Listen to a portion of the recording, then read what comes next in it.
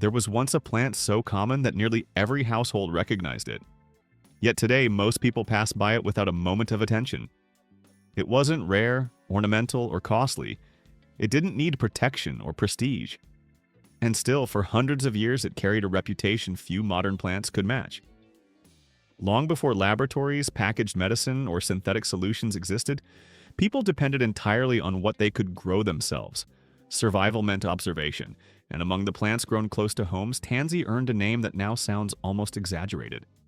Not because it was soothing, not because it was gentle, but because it was undeniably powerful, and at times unforgiving. Tansy was never an accident in the garden. It was planted on purpose. You'd find it near farmhouses, lining fences, growing beside animal shelters, and cultivated within monastery walls throughout Europe. Farmers recognized it. Healers approached it carefully. Families understood one crucial truth. This was not a plant for casual use. Its bright, button-like yellow flowers appeared cheerful, almost innocent. But the smell told a different story. Sharp, bitter, assertive, a scent insects instinctively avoided and animals learned to respect. That reaction alone spoke volumes. Within traditional herbal systems, tansy was never treated like a daily infusion or a comforting remedy. It was applied with restraint, intention, and strict rules passed from one generation to the next. Guesswork had no place here. Historically, tansy was linked to cleansing, not in the modern wellness sense, but in a practical, survival-driven way. Parasites, insects, and infestations were constant realities. They affected people, livestock, stored food, and living spaces.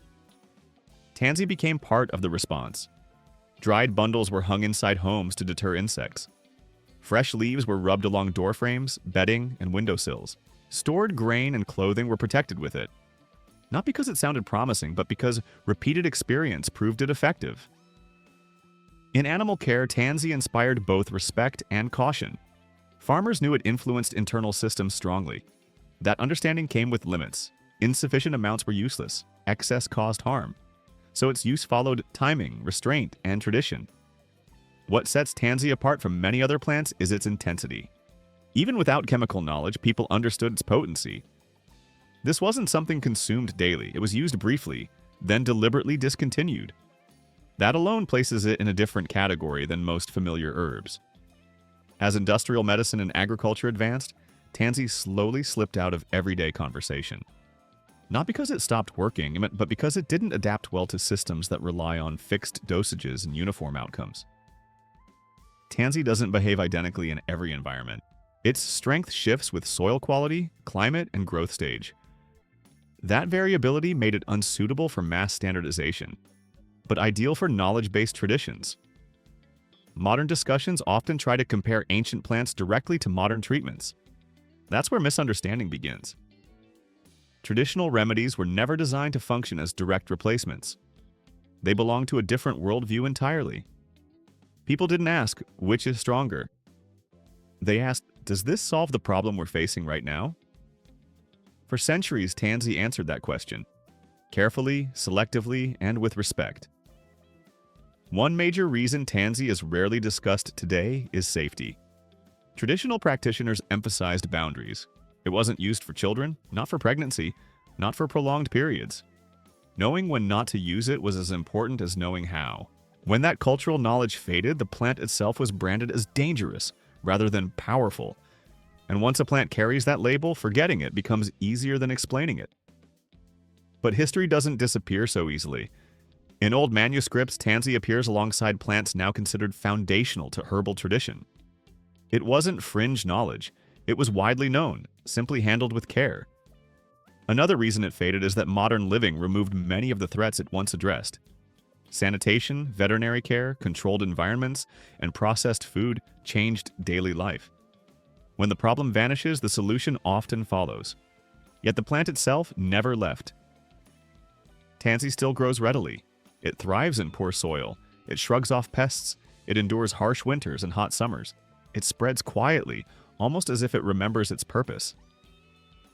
Today, many gardeners grow tansy for reasons unrelated to medicine, pest control, companion planting, or historical preservation. And even then, the same observations repeat. Insects avoid it. Animals keep their distance. Nearby plants often suffer fewer pest issues. Those patterns mirror the past. Tansy's value was never rooted in mystery or superstition. It came from consistency. Generation after generation observed the same effects and learned the same limits.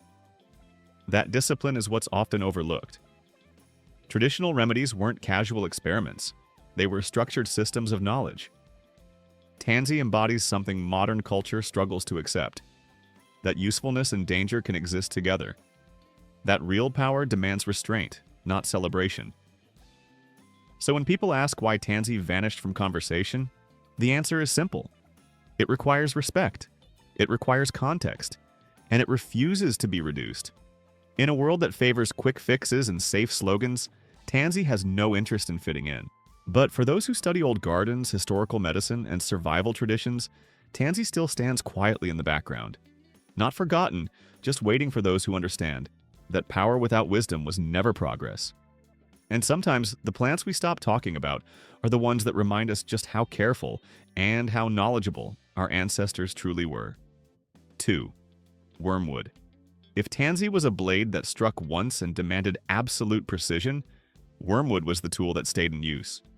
Steady, enduring, and familiar. Wormwood didn't overwhelm. It worked through consistency rather than shock. That difference shaped how people related to it over generations. Where Tansy required strict boundaries, wormwood allowed a relationship to form. Its bitterness became its signature. Across cultures and centuries, bitterness itself was described through wormwood. Instead of simply calling something bitter, people compared it to wormwood, a metaphor that outlived the plant's everyday presence. Unlike Tansy, wormwood was rarely used in isolation. It was combined, adjusted, and layered into formulas. Small doses, repeated use, carefully observed rhythms. That flexibility allowed wormwood to move easily across regions, climates, and belief systems. In monastic gardens, wormwood was grown with order and intention. In countryside fields, it was gathered from the wild with care. Along trade routes, it traveled dried, powdered, and infused. It became part of structured traditions, not just individual remedies. Compared to Tansy's brief but intense role, wormwood endured. That endurance mattered when formal medicine began to organize itself. Plants that could be measured, diluted, and repeated survived the transition. Plants that demanded intuition and strict restraint often fell away. Traditional practitioners understood this without explanation. Wormwood was forgiving. Errors could be corrected. Use could be modified. Learning could happen gradually. Tansy offered no such margin. This is why wormwood was often chosen as a starting point. Not because it lacked strength, but because it allowed room for adjustment. In traditional systems, that tolerance was considered safety. Wormwood didn't end a process, it opened one. 3. Black walnut. Black walnut earned its reputation differently. It wasn't myth that elevated it, it was observation. People noticed what happened when black walnut hulls were handled: skin darkened, cloth stained, tools marked permanently. The plant announced itself through visible evidence. That staining carried symbolic weight. If something could penetrate wood and fabric so completely, it was believed capable of reaching deeply within as well. Compared to Tansy's immediate force, black walnut felt methodical. Its influence unfolded slowly. Where Tansy arrived like a strike, black walnut advanced like a tide. Steady, persistent, unavoidable. That contrast shaped trust. Some traditions favored black walnut precisely because it didn't hurry. It allowed time for the body to respond. Others avoided it because its effects lingered, and lingering influence created unease.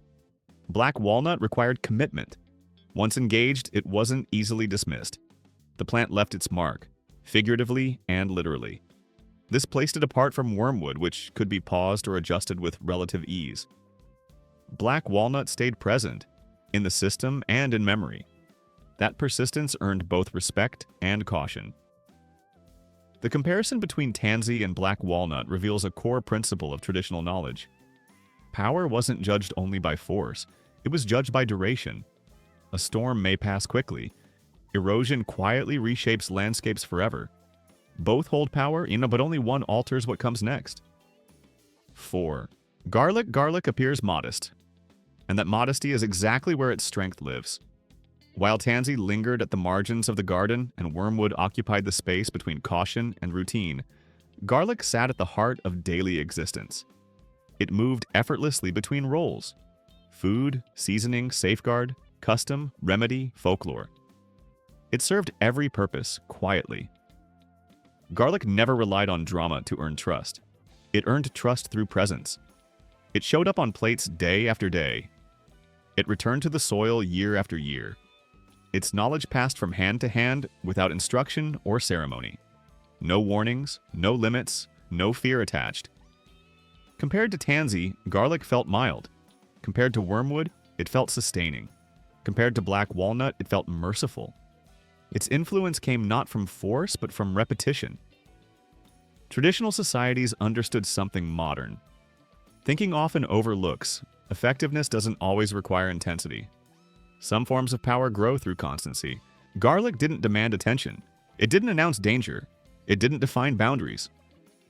That is why garlic became universally accepted, while tansy remained restricted. Tansy demanded discipline. Garlic rewarded routine. When modern comparisons try to measure traditional plants against modern solutions, this difference is often ignored.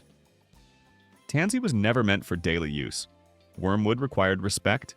Black walnut required resolve. Garlic simply asked to be included, and inclusion over time quietly reshapes entire systems. Both tansy and garlic worked, but they operated on opposite principles. One intervened sharply, the other supported endlessly. That contrast explains why one faded from kitchens, and the other never disappeared. 5. Rue may be the closest philosophical reflection of tansy, not because it acts the same way, but because it demands the same seriousness. Rue was never planted casually. From the moment it entered a garden, it carried intention. It wasn't grown for abundance or appearance alone. It was grown for presence. Historically, rue stood at thresholds, beside doorways, along borders, near paths. Where tansy enforced limits through action, rue established limits through awareness. Rue was associated with vision, not eyesight, but perception. It was believed to sharpen sensitivity, to reveal imbalance before it became obvious. In some traditions, rue was used before choices, rituals, or transitions, not to create change, but to recognize it.